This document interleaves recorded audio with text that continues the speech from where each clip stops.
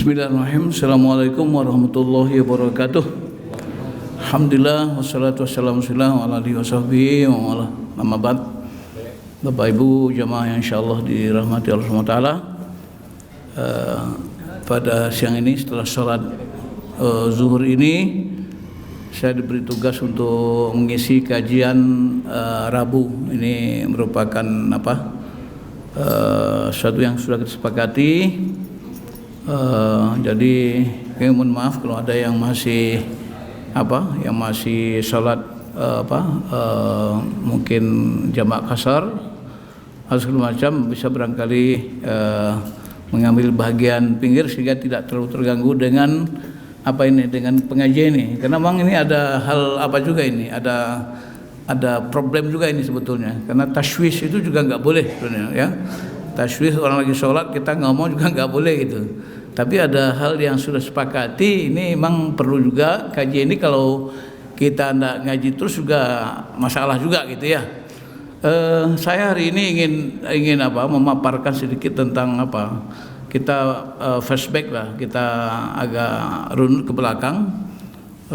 Karena kadang-kadang kita ini salah map gitu ya. Salah map itu kadang-kadang kita tujuan Jakarta bisa masuk hutan gitu. Saya pernah itu dari Padang ke Jakarta, karena salah bikin mapnya itu langsung dituju yang langsung tujuan terakhir, tahu-tahu masuk di Sekayu itu masuk ke masuk ke hutan. Nah, ada satu hari di tengah hutan itu karena salah map gitu. Ya jangan kita salah map juga, ini perlu kita menjelaskan tentang beberapa hal ya, tentang saya menyebutnya sebagai ya kalau bahasa kampung saya ini 9 principle of Muslim life itu. Ini bahasa Padang, bahasa Barat ya, bagian Padangnya ini. Jadi ada 9 prinsip yang perlu kita jelaskan ya tentang hidup ini agar kita ini selamat ya.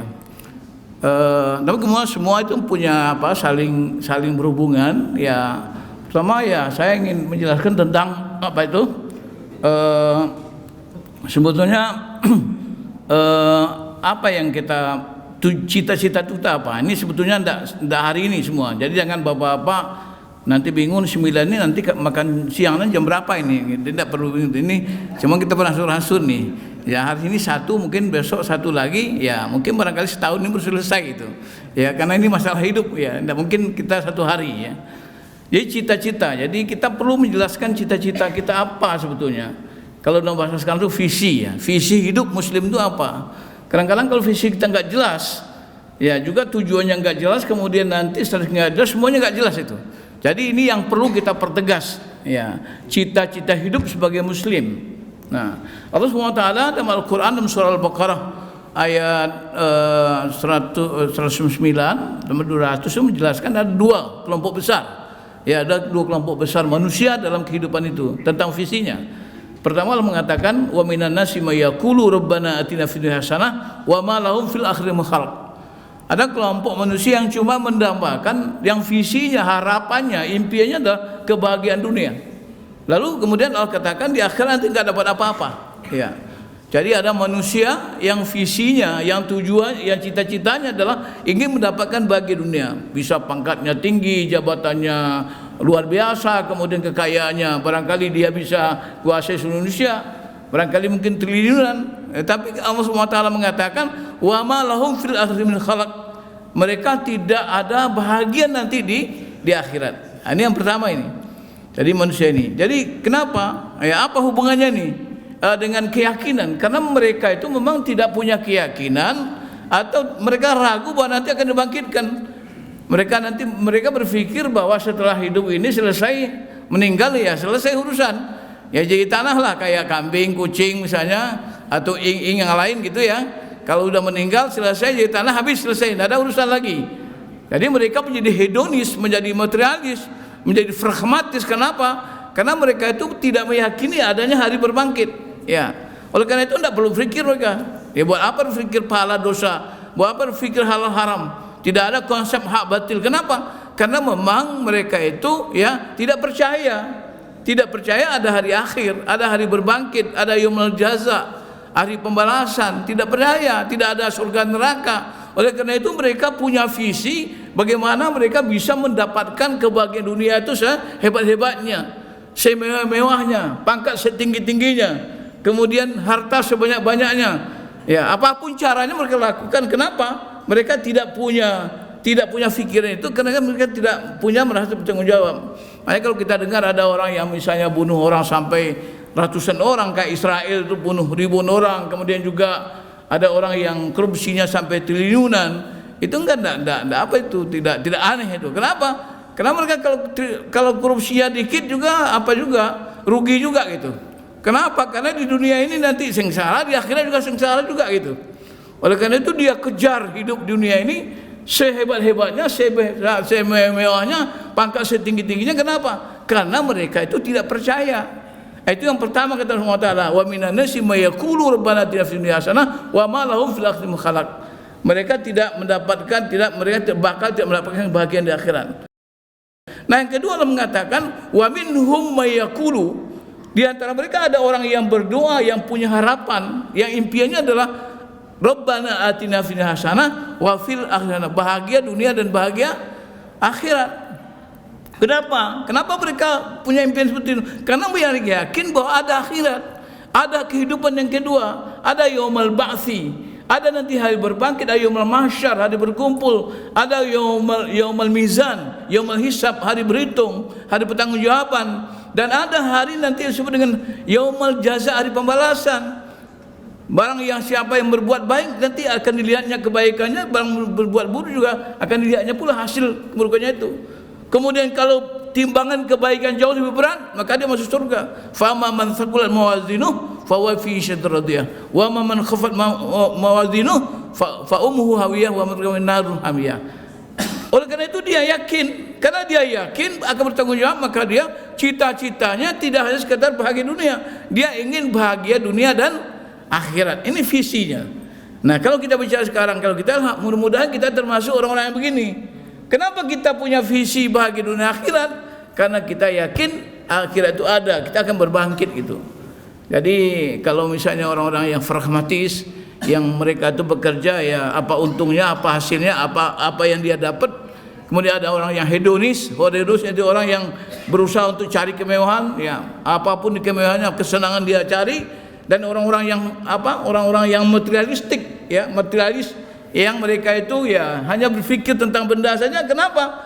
Karena mereka itu karena mereka tidak percaya, dan kita ini percaya. Nah, persoalannya kita yang percaya ini hanya pilihannya dua, kita siap masuk neraka, masuk surga, itu aja. Jangan sampai kemudian nanti kita percaya tapi ragu, kemudian kita melakukan hal-hal yang kita punya doa beda dengan apa yang kita lakukan. Jadi artinya kehidupan kita tidak berorientasi terhadap apa yang kita doakan. Ini sebetulnya yang masalah itu. Jadi kita ini bermasalah kenapa? Karena kita ini percaya ada akhirat. Ya kita tidak percaya ada masalah. Buat apa kita pikirin dosa? Mau bunuh orang jangan satu orang, banyak sekalian ya. Sampai dosa sama nanti masuk tempatnya neraka itu juga ya. Nerakanya sama juga. Nah, oleh karena itu sekalian, ini yang penting kita yakini. Antara keyakinan dan visi itu punya korelasi yang kuat. Karena keyakinan itu akan membantu kita merumuskan visi yang benar. Orang keyakinannya yang tidak benar atau keyakinannya tidak kuat, tidak mantap, maka dia akan merumuskan hidup ini enggak benar.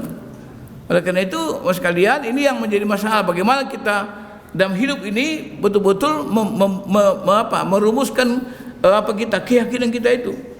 Ya, dalam Al-Qur'an, dalam surah surah surah Al-Baqarah penggalan pertama itu kan salah satu daripada tanda orang bertakwa itu wabil akhiratihum yakinun. Jadi bicaranya bukan iman saja, yakin. Yakin itu ada tiga macam, ada ilmu yakin, ada hakul yakin, ada ainul yakin, ya.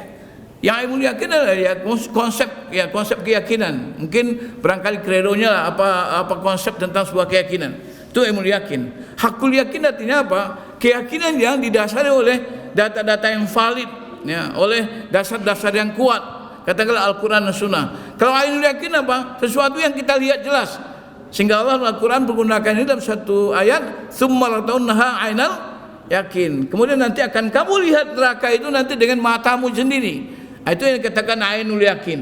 Jadi ada ilmu yakin, ada hakul yakin, ada ainul yakin. Jadi kita ini karena kita yakin, ya, kita yakin berdasarkan ilmu yakin dan hakul yakin bahwa akhirat itu pasti ada, maka tentu kita rumuskan tujuan hidup kita atau cita-cita hidup kita adalah ingin mendapatkan bahagia dunia dan bahagia akhirat. Tapi Allah SWT juga ayat keduanya kadang-kadang lupa kita baca. Ayat keduanya itu Allah SWT, ulaika lahum nasibun mimma kasabu. Ya. Wallahu sari'ul hisab. Mereka itu hanya akan memperoleh apa yang mereka usahakan.